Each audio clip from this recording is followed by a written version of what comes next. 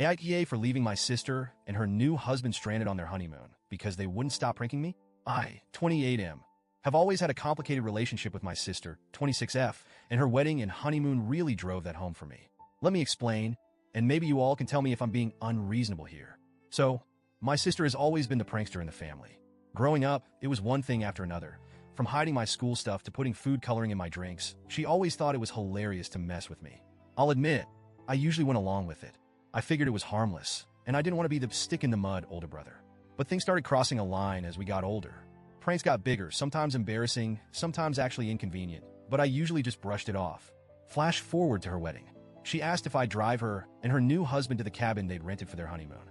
The cabin was a few hours away, and since she didn't want to rent a car, she figured I could be their chauffeur, and in her words, it'd be a way for me to contribute without spending money on a gift. I'm not made of cash, so I thought it sounded like a fair deal. But then, the wedding day happened, and honestly, the prank started getting to me even then. I was part of the wedding party, and she made me wear a ridiculous pair of glasses for a few photos. Guess what? Every picture had them. I even got pied in the face during the reception for laughs. So, by the time the honeymoon road trip came around, I was already feeling a bit exhausted by her humor. As soon as they got into the car, it was like prank mode went from 0 to 100. First, they accidentally switched my GPS to French. Not a big deal, but I had to pull over to fix it. Then, they hit my phone while I was pumping gas, and I spent a good 10 minutes looking around the car.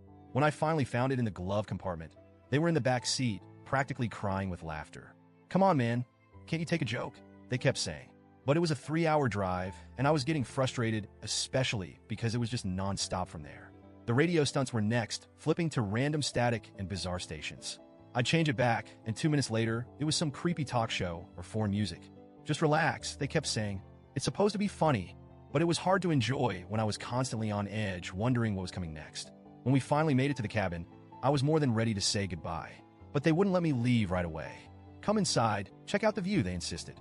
And look, I love my sister, so I thought, fine, I'll go in, have a snack, and then I'll be out of here. I went inside, they showed me the view, gave me a drink, and all seemed well for about 5 minutes. But when I got ready to leave, my keys were gone. I asked them, "Hey, did you see where I put my keys?" But they just gave me these innocent looks and said, "Maybe they're in the couch cushions?" So I start looking. I must have spent nearly 45 minutes turning that cabin upside down while they just sat there practically rolling on the floor laughing. When I finally found my keys taped under the table, I lost it a little and said, "I'm out. This has gone way too far." On my way out, they sprayed silly string all over my car. I kid you not. I cleaned that car before the trip, and now it was covered. I yelled back, real mature, but they just laughed harder and said, "Lighten up, dude. You're so uptight." I finally got in my car and started the drive back. It was about an hour, and when I realized something was off, I reached over to the back seat, hoping to grab a water bottle, and found my sister's purse.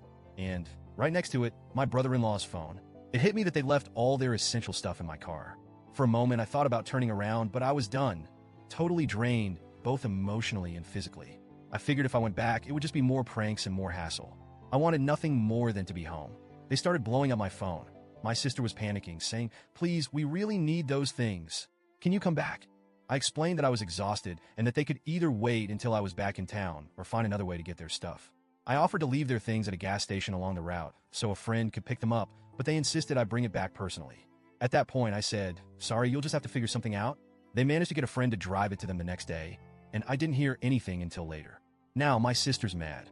She says I ruined the start of their honeymoon by being too sensitive and not being able to take a joke. She thinks I'm overreacting, that it was all in good fun, and that I made things worse by not bringing their things back immediately. But I can't help feeling like they took it way too far and that they could have respected my limits. So, AITA for leaving them stranded?